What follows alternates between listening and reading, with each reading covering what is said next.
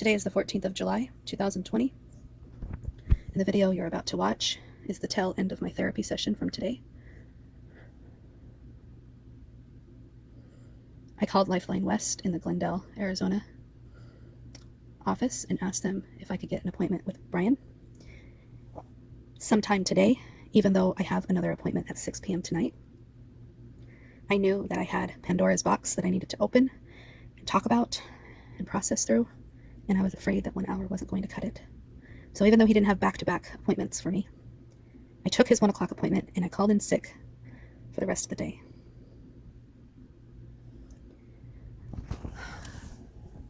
I spent the first half an hour telling him what was going on with me, crying and bawling and basically everything that you saw from yesterday's video.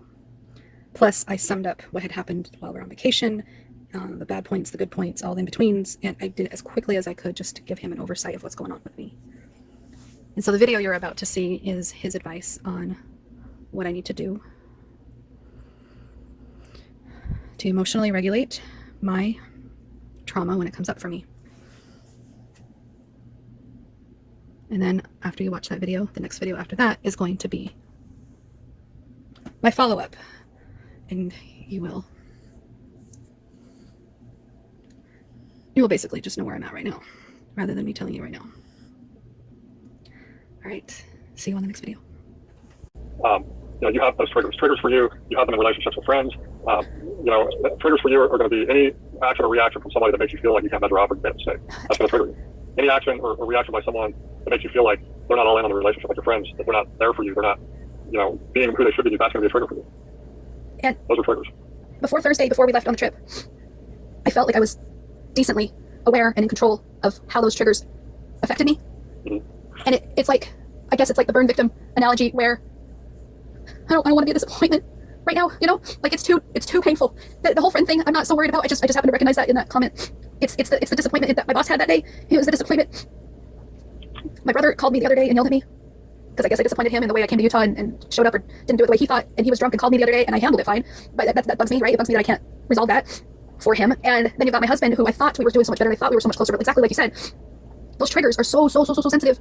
And even just thinking about holding his hand and climbing that metaphorical mountain with him and trusting him not to hurt me again, it feels like him pushing me down the mountain, even by raising his eyebrows. It feels that painful, and he doesn't get it. He doesn't understand it that way, and I don't know how to communicate to him what I need right now, and I don't know how to get through the next few minutes, let alone the next few days. And I'm falling. I feel like I'm falling, and I can't stop falling, and I don't feel like I'm getting better right now. I know. So listen to me for a second. The trauma that you have is within you. It's changed your perceptions, your expectations of yourself, your expectations of other people. It's changed almost every aspect of your life. You really need to hear this and believe this. That trauma has to be resolved within you. Okay? It's not going to, these triggers are not going to get resolved by trying to frantically go around and please other people. And trying to make appease your husband's jealousy, trying to make people not disappointed in you. This has to be resolved within you. And the solution is a solid understanding that people are imperfect and you will never be able to please everybody. It's not your role to have to please everybody. When you were a child, the mistakes that you may or may not have made, you were a child. Right. People make mistakes, okay? You shouldn't have to pay for your mistakes for the rest of your life. You have to resolve those things inside of you.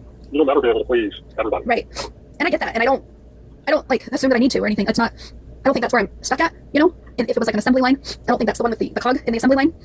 I think where it's stuck right now is I understand that it's going to take time, and it's going to take practicing, and it's going to take facing things, and it's going to take a lot of things, right? And yet in the meantime, where I feel unable to cope or process is how sensitive I feel about it right now, and how do I communicate my needs while I'm waiting for this time frame to heal? Do you know what I mean? To heal the trauma, because I don't expect to heal it within a day or a session or something. Right. So what do I do in the meantime? How do I not feel so sensitive in the meantime? So here's what I believe. Now, the past trauma, the number one thing with trauma and PTSD is it causes an underlying tension of self. So it causes two things when you get that tension and that anxiety. First of all, you have it to a point all the time. It's constant, but it gets spiked and triggered when different things occur. Where do you hold that tension? Feel? In my body? Yeah, in your body. How does it affect you physically? Not emotionally, but physically. I notice I'll either get a headache or a stomach ache, or it's usually a headache or a stomach ache is the most part. Okay. So now, and you can research this too, by the way. Okay. When you research complex trauma or just trauma in general, it's proven that when you have that tense muscle, the tension, it tenses your muscles, and it causes your breathing to be unregulated. Okay. Now, when you're in that tense muscle phase, okay, which to a point you are pretty regularly, but it spikes when you're triggered. Okay. When you're in that phase, it's a proven fact that the cortisol levels in your brain increase, and you're not able to think logically. Okay. And so what happens is your thinking is based purely on emotion during those times. It's that amygdala brain, in the anxiety state of mind, in the fight or flight. Yeah, I remember. Yes. I remember learning about that. And so for you, I think something you really need to get good at is regulating your breathing and muscle relaxation. Because it's also proven when you can regulate your breathing and relax your muscles, it's called emotion regulation. You're regulating yourself. And when you're able to do that, your brain comes back online. Right. And then you're able to think with logical reason. That's the you can recognize times, recently where you've been just completely emotional, no thought process, no reason, can't reason your way through it, can't control the thoughts, all based on emotion. It's like the difference between the wise mind and whatever other, I can't remember. Exactly. Yeah, I remember learning about that. Thank you for reminding me. That's very important when it comes to trauma recovery. Regulating yourself, because any of the other coping skills and things that you studied and learned are not going to work when you're in that tense muscle space. Okay, so that would be my first suggestion, would be to really get good at regulating yourself. Do you do deep breathing exercises? I have this thing, I say I invented it in replacement for meditation because I would struggle with meditating. Yeah. My mind would wander and my mind would like ramble and ramp up and when I would try to meditate. So what I started doing at a young age, I didn't realize that I was doing this, is I would count. I said, okay, Crystal, just count to 100. Count to 100 as slow as you count. Imagine yourself writing the numbers as long as it takes you to write them in calligraphy in your mind. Like I do really slow counting. And when I told my mom I'd been doing that since I was little, she's like, well, that's a form of meditation right there because you're not allowing your mind to race and stuff. And so that's one thing I do. But then the other day when I was doing it, I was so surprised. There was some sort of click that happened. And between one number and another number, there was either very little space or a lot of space. And once I realized the longer the space there are in between those numbers, that's meditation. That's the empty spot. That's the spot between the two thoughts, between the two numbers. And so I allowed myself to go even slower and to just breathe and relax in between those two numbers. So I've been breathing to try to ground myself, and I've been counting super slowly to try to ground myself and catch those moments in between the numbers. I don't know if that makes sense. No, it makes total sense. But the deep breathing, the way I usually will teach deep breathing it's called squared breathing. And it's just, a square is 4 sides. So it's just you take a deep breath in for 4 seconds, one times more, hold it for 4 seconds, and then let it out for 4 seconds, then wait for 4 seconds. Okay? It's just an easy way to remember, and it's consistent deep breathing. I guess, I'm sorry, I didn't mean to interrupt. I was just going to say, the reason why I've had trouble following along with deep breathing exercises similar to that is in a panic state, my mind is still thinking while it's counting 1, 2, 3, 4, 1, 2, 3. So I have to visualize the 1 and visualize the 2 and visualize the 3. No, if you have to do that, then that's what you do. Yeah. Whatever works for you, there's no real right or wrong way to do it. But the point is that the breathing is consistent and you're not taking in either too much air or not enough air. Mm-hmm. Some people tend to hold their breath when they feel that tension. Mm-hmm. Other people take in too much air and start hyperventilating. Either way, it affects the brain and the way that your cognitive function. So the key is consistent breaths, not erratic, not too much, and not holding your breath. Now, what do you do for muscle relaxation? Have you ever done any of those techniques before? Other than stretching and hot showers, and I don't really know what you mean by muscle relaxation. So one that you can do in the moment where you don't have to really stretch or take the time to take a shower. Hot showers are great though for that, by the way, but it's not always convenient in the moment. Now, this is going to sound like a long process, but it can be done in 30 seconds. Okay, so usually if you're a very visual person, so I think this will be a good one for you. You close your eyes and you sit in the chairs or wherever you can even be standing, whatever's more comfortable for you. But you picture a halo of light around the top of your head. Oh. Okay, and you imagine the halo of light slowly moving down your head, moving down your body, and as it passes over each section, you become aware of the tension, and you make a conscious effort to relax those areas where the tension builds up. For you, it's probably going to be, if you get headaches, it's possible that you hold it in your neck or your shoulders, which can move up and cause those migraine headaches in the back of your head. So you make a conscious effort, relax your muscles, don't let the tension build up. As the halo moves down to your chest, your arms, some people, tap their fingers, tap their hands, clench their fists. You also hold it in your stomach, which can cause stomach aches, it can cause gastrointestinal issues, and all sorts of other issues. Relax the core of your body, relax your stomach. Let the halo move all the way down to your feet and then move all the way back up. This can be a quick process to where, especially when you know where you hold your tension typically, you already kind of know what areas you're going to identify ahead of time. The breathing and the muscle relaxation, when you get used to it and good at it and incorporate it into your daily routine, you can regulate yourself in 30 seconds. Okay? I know people, other therapists who use these techniques. I could be talking to them and they can be anxious about something or triggered by something. And I've seen them say, hang on 1 second. Okay, and then they're fine. Okay, I'm telling you, you can get to the point, because here's the thing: is all of this other work you're trying to do, figuring out, how to navigate these triggers, and all the issues with your husband and with other people, it becomes chaotic and confusing, and you're not going to be able to do that when you're in that tension phase. Right. You're not going to be able to do it because you're going to be fully emotional. Remember that. The logic goes out the window when you're in that phase. And I remember saying something to that effect. My daughter saw me and she just gave me this big hug, and she said, "You look like you need a hug," and I just bawled my eyes out even more. Oh, yeah? And I said, "I don't know what's wrong, sweetie, because usually I try to show you, strong mom and relaxed mom and mom that has it together and positive mom, and I was being real and open with her, but I couldn't remember how to get to the positive. I couldn't remember how to get there. So that's exactly what you're referencing, is that what you're referencing is that my anxiety was so high I couldn't think straight and I couldn't figure out how to get there. And I remembered that I can do it. I know I've been there before. I just don't know how to get there. Yeah. But I think that's going to be a real first step for you, is to really focus on those two things and get comfortable. And it's a process. It's not like it's going to come naturally overnight. But with you, you're the type of person I think will be able to use these skills effectively, because I know you'll do them. I teach this to other clients, and I know going in that they're most likely not going to do it. Uh-huh. I feel like you will, because I know you and I know your motivation level. But just look at those as that's emotion regulation. Okay, that's the first step. Some people, you may have to do that 30 times a day. Just constantly, you're training yourself to constantly be aware of your emotional state, and how the underlying tension is impacting you physically. Because when it impacts you physically, it also impacts you emotionally. okay? And being aware of how the triggers are increasing your emotions and getting used to getting into the habit of being able to reduce the tension level by the deep breathing and the muscle relaxation, okay? Would that also be the answer to the fear of falling again? Yeah, and we can address some of these other things. I think moving forward, I really believe, because I know that the trauma and the emotion that manifests because of the trauma, the fears and all of those things, those are within you and have to be resolved within you. You'll never resolve your insecurities and your fears and those things that are because of the trauma by trying to manipulate the people around you or based on the behavior of the people around you. In other words, by trying to please your husband or by trying to be the best you can be to a friend so that you won't leave, or just examples. By trying to manipulate the world around you, that'll never resolve the trauma within you. Even if my husband was to magically get better, exactly. I still have tension that it's not working or that it's not gonna stick. You know, like I'd have a hard time believing that I'm free of that tension. You just have to remember that the trauma didn't start because of the people that are around you right now.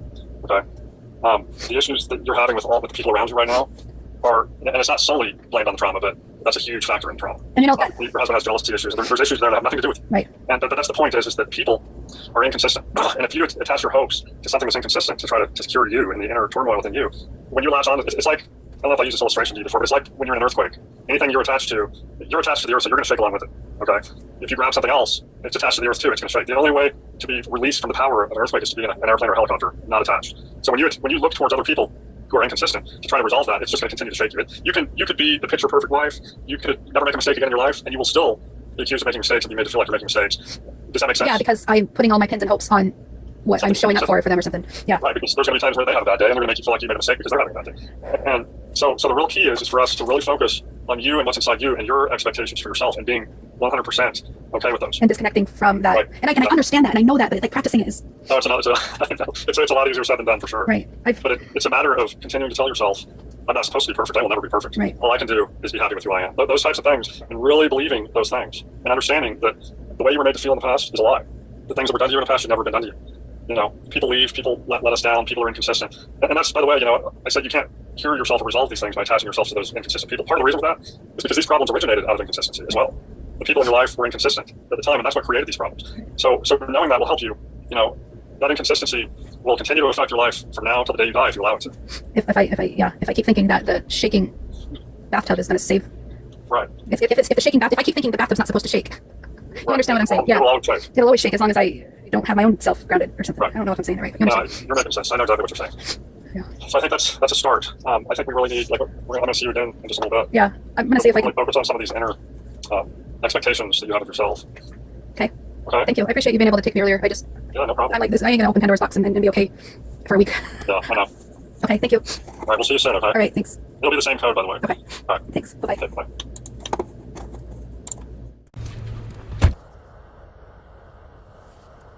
Today is the 14th of July. I'm in the grocery store parking lot. My son is adorable. He gave me Wolfie to have a conversation with. Hi, Wolfie. Wolfie is my son's best friend. Thank you, Wolfie. My son could tell that I was about to do a video. He doesn't really care what I do videos about. He doesn't really have an interest. He actually has expressed to me that I'm too vocal about my therapy stuff, is what he called it. So I've taken quite a backseat at involving him on that, and I don't involve him anymore. I was involving him in an honest point of view, and it was too much for him, so I've respected his wishes not to talk to him about things that I'm struggling with. So Wolfie is here only because my son can tell that I'm struggling, and he's asked me to talk to Wolfie, probably because Wolfie helps him when he's struggling. Okay, thank you, Wolfie. Now, what did I want to talk about? I only have a few minutes while my son grabs dish detergent and milk.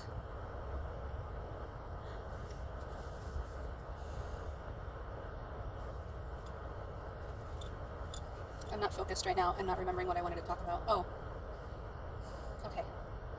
So the last video that you watched was about my therapist's advice and what I could do to emotionally regulate these emotions that are coming up for me.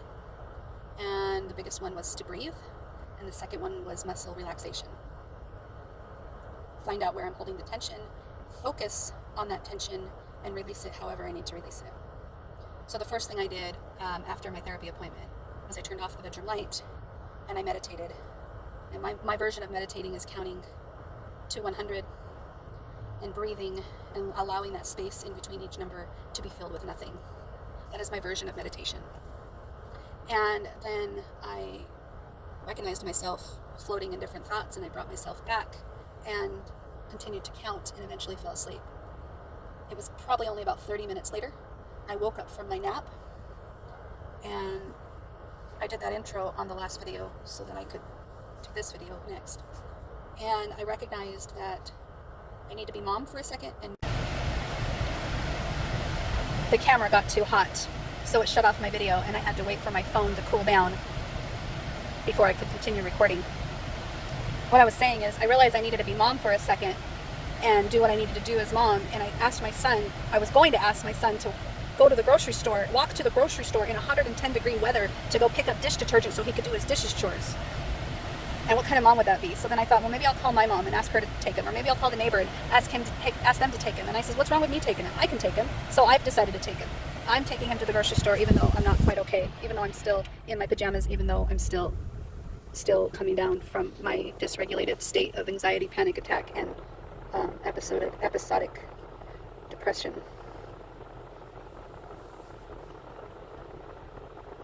So he's grabbing dish detergent, and he's grabbing milk, and he's got cash. He's got my discount code for the loyalty program, and he's going to come back in here, and he's going to ask me if I talked to Wolfie. And I'm going to say I did, right, Wolfie? Did I talk to you? So I guess I didn't talk to Wolfie. Wolfie, I'm struggling. I know I'm struggling. There's nothing wrong with somebody struggling. It's okay for someone to struggle, right? And I really, really, really, really, really hope that I could heal my trauma enough so that I can be less dysregulated, so I can have these episodes far less often, especially with how I've been having them lately. Thank you for your hug. And I guess the only reason why I'm getting on here to talk is not because I have any magical answers or anything like that. His advice about regulating and breathing techniques, and while it seems like it's so basic and it doesn't seem like it's the answer, I agree with the theory that I need to calm down when I'm feeling out of sorts. I need to go to my room and take a nap, or count, or meditate, or just breathe on the spot wherever I'm at, and not associate crazy with what I'm feeling, not associate there's something wrong with me when I'm feeling what I'm feeling. Just associate that this is what I have to do to get through this moment, so that I can use my wise mind, so that I could use my emotionally regulated mind, not my dysregulated mind. And we can call it noodles, and we can call it altars, and we can call it these things, but I feel like mine's so much more integrated than that of someone who hasn't learned this stuff. I have learned this stuff, but I don't practice it enough. I don't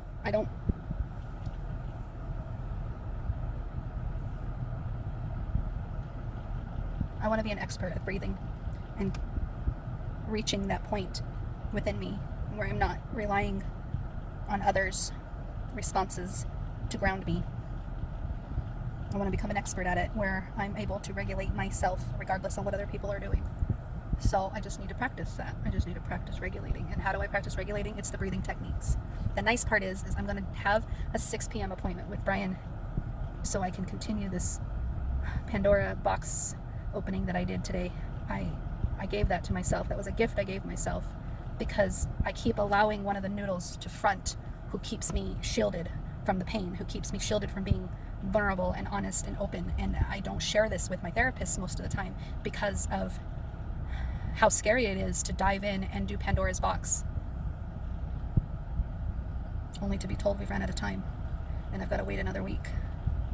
So I've opened Pandora's box, and I'm just practicing what he's told me with regulating and breathing.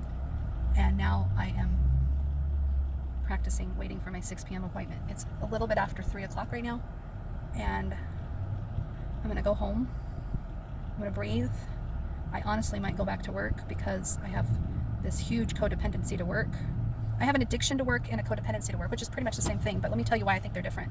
My codependency to work is that I don't feel like they can survive very well without me. Like I need to take this time out for me, and instead of me taking this time out for me, I'm more concerned about them and how they're floundering and unable to keep up the call volume and keep up, I feel like I owe it to my coworkers, I owe it to my boss. I feel very codependent to work. I've always been that type of worker that's felt very codependent, that work can't handle things without me. But that's bullshit. They have been able to handle things without me. I was able to go on vacation. I'm able to take this extended lunch right now for myself. So that's a false belief that I have, and I'm working on that. It's good that I want to be there for work, right? So while I know it's codependent, it's also an addiction. And the reason why it's an addiction is because work helps me feel better about me. It wasn't for a while because of the job I was asked to do. But now that I'm not doing that job anymore, the job that they do ask me to do, I feel like I do very well. I feel like I've always done that job really well. And it brings me balance. It brings me this high, this feeling of I'm okay when I'm working. I feel okay when I'm working. So codependent that I need to get back to work because I don't feel like they're okay without me. And I know it's going to help me feel better before 6 p.m. Meditating alone doesn't always work, right? Especially when I'm spiraling and I'm trying to get out of it. Work usually helps kick me out of it, unless I'm falling apart like I am. So now that I'm no longer falling apart like I am, I'm going to use work like an addiction. I'm going to use work for the addictive properties that it has in helping me feel better, like getting high. I'm going to use work like my high, and I'm also satisfying the codependent need to feel like I'm helping them. I don't think you understand how freaking awesome it is that I can be aware of this, articulate it, and describe it in the way that I'm describing it. So anybody that's watching and studying and learning or whatever, I hope this helps you too. Or I hope if it's, I don't know what these are going to be used for, if anything ever. I don't know if it's ever going to be watched. I mean, I make too many damn hours of video, whether it's for myself or for a psychology class or for a therapist who wants to learn me or my kids or whatever. Whoever watches this, if nobody watches this, that's fine. I'm working shit out. And I don't give myself to work shit out all the time. And videos give me permission to say it out loud. It gives me permission to work it out. I see my son now. He's coming out of the grocery store. He's got his mask on. He's so cute. He loves being a little man. He made dinner for us last night and the night before. He went grocery store shopping. I mean, he's really like stepping up and taking care of the family. And I don't think he's doing it in a codependent way. I think he's doing it he likes challenging himself in this type of way. Hey, Bubba. Okay. Took a while, huh? Sorry. Okay, what happened? When I was at the check register, I was online. I had all three in my hand. It was kind of hard to hold, so I went to put one down. A person asked me, like, I put it on top of one of those fridge things, but since it was like this, it didn't go down. Yeah. It fell and selected milk poured everywhere. Oh no, I'm so sorry. The person behind me who was trying to help got some tissue things, and I wiped them up. And then we moved to a different aisle. Oh, I bet that was the most embarrassing thing of your life. It is. and then she offered to put the milk in her shop pot, and then I accepted, and we waited online. And this was a regular customer? Yeah. Oh, the customer was helping you. Did they ask about your mom or anything? No. They didn't ask why you were alone? No. Well, thank you for doing that. I'm sorry. Well, I'm pretty sure they think I'm perfectly fine with buying dishwasher and just took a gallon of milk. Yeah. So I'm fine. Yeah, they probably didn't question you too much, but they felt bad enough for you to help you out, huh? Oh, I'm so sorry, Bubba. I'm keeping the change at 24 cents. Is that all it was? Oh, you got I appreciate it. Anyways, that's the end of this video. Thank you, Wolfie, for helping me. I like waffles. Okay, I guess he likes waffles. And sorry again, Matthew, for putting you in that position, but I appreciate you so much. Wolfie's great. He is great. I like waffles. All right. Waffle time. I'll talk to y'all later. Waffle time. Bye. Waffle time. Waffle time.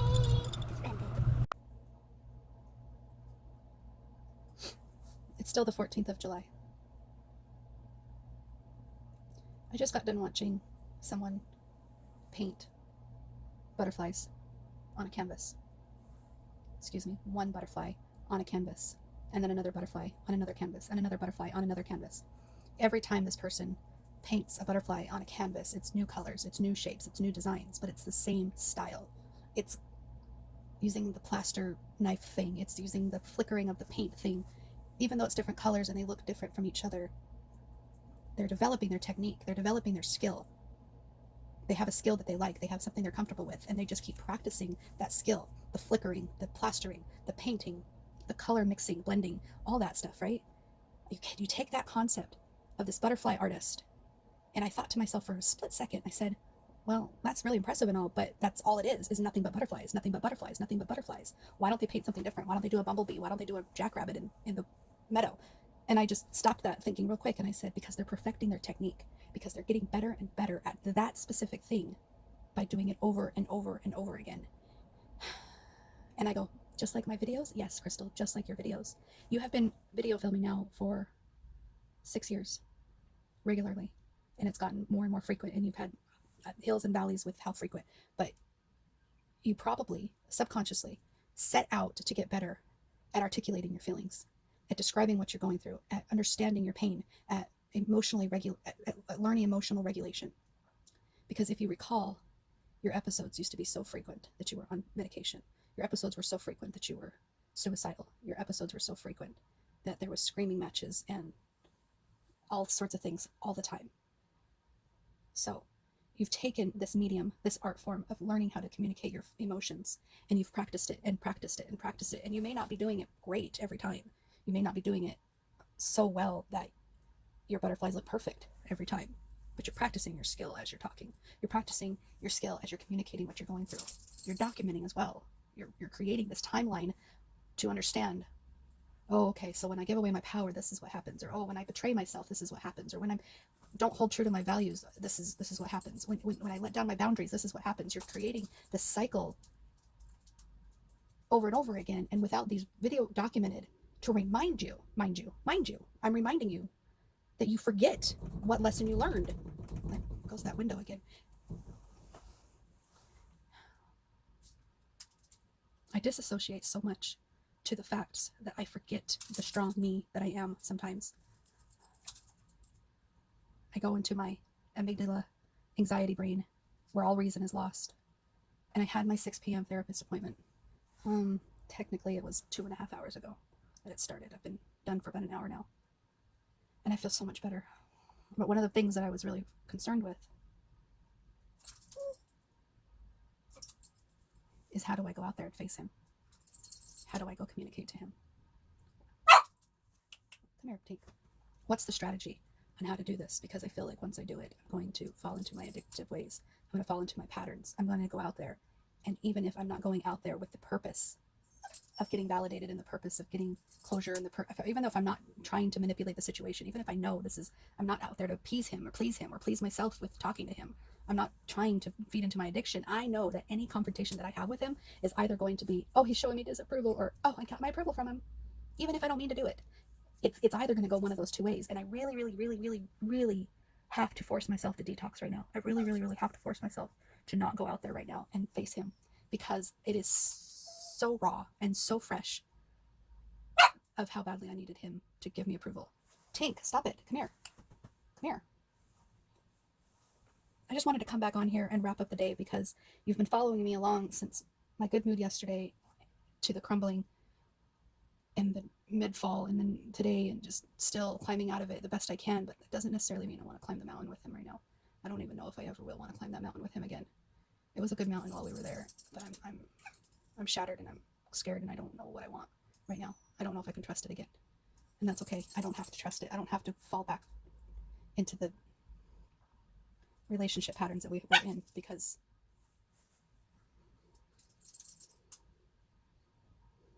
I don't think I did anything wrong. I reacted, I responded, I was triggered. And even in that, I don't think I did anything wrong. I forgive myself for having a reaction to something as stupid as his jealousy and insecurity. I forgive myself. It's natural. I've been conditioned far too long that if I didn't have a reaction, I'd probably be catatonic. That'd probably be the only way that I couldn't respond. Let this also be said, that in everything I've ever learned about abusive relationships, of course the ones you hear about are the violent ones. When a woman has been abused and she finally stands up to her abuser, in a lot of cases, I don't know how many, I don't know if it's half or more than half or less than half, I don't know. But in many cases, when she stands up to him, it can turn violent to the point where something tragic can happen to her. And I am afraid of that. I am afraid that if I stand up to him, something tragic will happen to her. And I'm afraid of it on two ends. I'm afraid of him, and I'm afraid of me.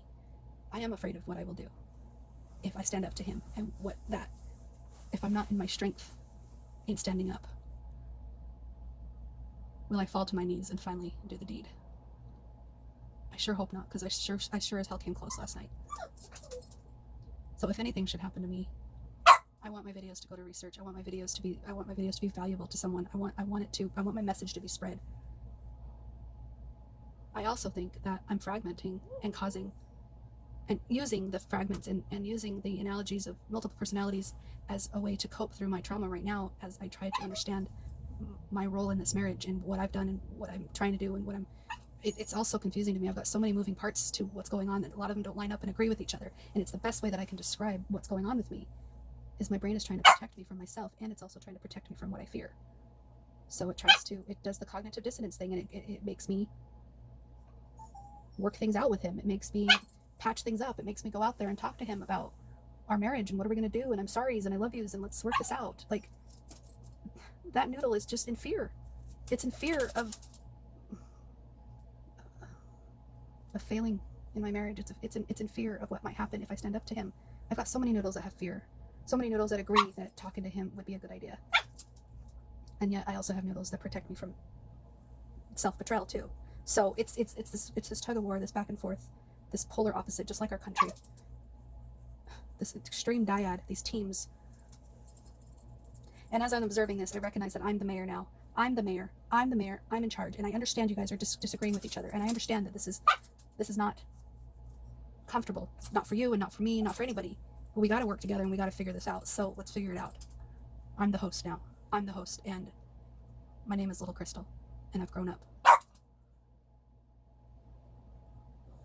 You can also call me Yellow.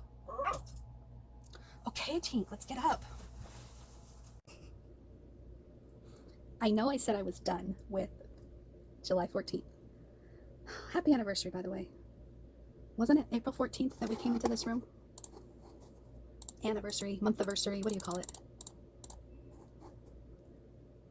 No, it wasn't the 14th, it was the 11th.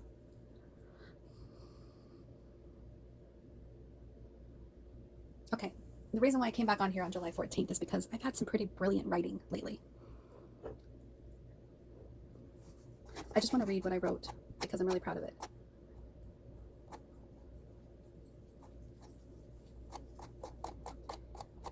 I wrote this regarding this picture of myself.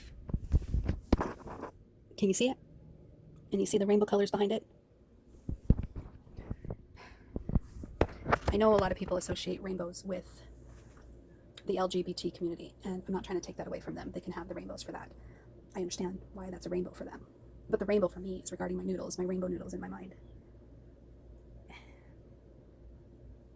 We can each have rainbows mean different things, but that's why the rainbow's there for me. It's because of my rainbow noodles. And this is what I wrote. And I'm writing this, of course, on my Facebook page when I only have two friends, my old therapist who encouraged me to speak my truth, who I barely talk to at all. I don't talk to her. She just comments on a couple of my posts, and I comment on a couple of her posts, and that's it. And the second friend is this internet friend that I met through my cleaning channel, because I do a cleaning channel to try to help me motivate myself to clean. Don't go looking for it, please. I'm too embarrassed. But she's been super loving and supportive and awesome to me for years now. And when I was going through my shit, she was the only one that I dared be that honest to. Why? Because I don't know her. I don't know her hardly at all. And yet I felt like she would love me unconditionally anyway. It was the only unconditional love that I felt safe with, was those two people. When I deleted my Facebook friends and kept those two people, I now say whatever I need to say, regardless of what those two people may or may not say to me. I feel like I can be honest with those two people. And here's what I wrote. I took that picture yesterday with my good mood. You saw me. I was blowing my hair in the wind on my yesterday post, my yesterday video. July 13th. What started off as a rocky day morphed into a wonderful afternoon. After 3 months of a crappy work project and 1 week of vacation, being free from the previous work stress, I was back to my old job, my pre-COVID job.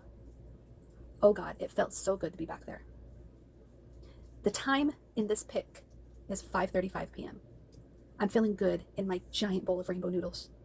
I turn on my AC in my car to full blast and drive the 10-minute commute home. I snapped these fun pictures of my pretty smile as I giggled in my nerdiness. I felt like a supermodel. I have never seen my hair fly around like this, probably because it's never been so short and fluffy. flowing, blowing in the cool air conditioning wind. I pose for the camera and I take a couple of glamour shots. I drove home in a great mood. Arrived to my neighborhood in a good mood. Approached the house in a decent mood. And then I recognized some tension within my noodles as I pulled into the driveway. And the rest of the night collapsed from there. Oh, trust me, I tried to paddle and paddle and paddle beneath the surface, appearing as cool as a duck on the surface, but nothing could stop the noodles from falling off the mountain of joy. I begged Jim to stop torturing me as my husband shows his green-eyed monster to me, not once, but 3 times. Triggering, to say the least. Triggering my addiction to make sure he's okay. Because if he's okay, then I'm okay. My rainbow noodles are great, as long as they are not triggered. I would even dare say the work as a great team, almost integrated like, as long as they are free from stress. But they can't handle stress. Give them stress, and the complex PTSD is unleashed. Like a match being lit, everything internal goes up in flames. Everything good, that is, all gone. But the cockroaches of my self-doubt survive in the flames. I would even say they thrive in it. I need a fork. I need a host. I need a commander of the noodles to take the throne, provide confidence and security to all the rainbow noodles of the Crystal City, and provide consistency once and for all. This crazy town isn't going to survive without a brave leader. Now accepting applications. Anyone? Anyone? And then this is the second thing that I wrote. When faced with repetitive trauma as an adult, how do we organize the altars, or noodles, to help instead of fall apart? We did so well on our own before, back when we had a protector host, Kathy. But now, especially now, as we assert boundaries and speak up for the inner pain, we cross the bridge of trauma again and again. If we retired our fictive protector, how does someone cross the trauma bridge without falling through the fragments of an incomplete path to the other side? We can't call in our previous host. She was coping with the trauma in an unhealthy way. She was allowing it to continue. So we retired her. Goodbye. Get out of here. You're not helping, lady. Vamonos. That was Kathy. We retired her because she allowed the abuse to continue for over a decade. She was complicit, obedient. She protected us from our fear of abandonment by being the false version of who we are. But as we grew stronger in our awareness of how her hosting was unhealthy for us, we overtook the throne and sent her into retirement. And she agreed to go into retirement. She understood her role in all this mess. We said goodbye. She proudly stepped aside as she watched the system team up. We took on our own pain because we thought we were strong enough without her. But now, as the trauma continues, we are frozen, fragmented further, and unable to move forward. We are lost without our host to guide us. The fragments are not whole. They're incomplete. We need a new host. We need to feel complete. We need something or someone to sew us back up. We need a new host, one that won't allow the trauma to continue. How do you assign a new host to deal with the current trauma? How does this work? How can I cope without a protector host? I have protectors that avoid, protectors that nurture the traumatized children, protectors that battle and fight for my littles. But no one is complete enough to fight for me now. No one is aware of it all and capable of hosting. We need a fully functioning host to stand solid, grounded, fully aware of the full picture, of the whole picture. As I observe this need, as I see there's no one else able and willing to come forward, I guess that person is me. The one writing, the one scared, confused, but sees them all the noodles, co-conscious with all of them, observing and sobbing alongside them as they get wounded again and again. I must rise to the occasion and be both the observer of the pain and the host of the body, even though I have identified so long as the broken one, the silent one. I must now identify as the only one left to fight. I must lick our wounds and stop seeing the system as incapable. I must stand up for the system, hold my ground once and for all. I need to stop watching and start doing. I need to find my inner strength and sew these fragments up so we can form one hell of a shield of armor. I am the host. I am the new host, and we are suiting up, ready for battle. We are almost complete.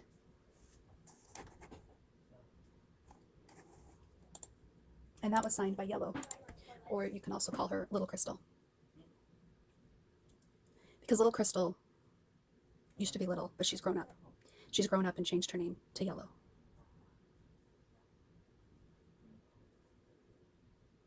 Little Crystal's not so little anymore. She's not incapable anymore.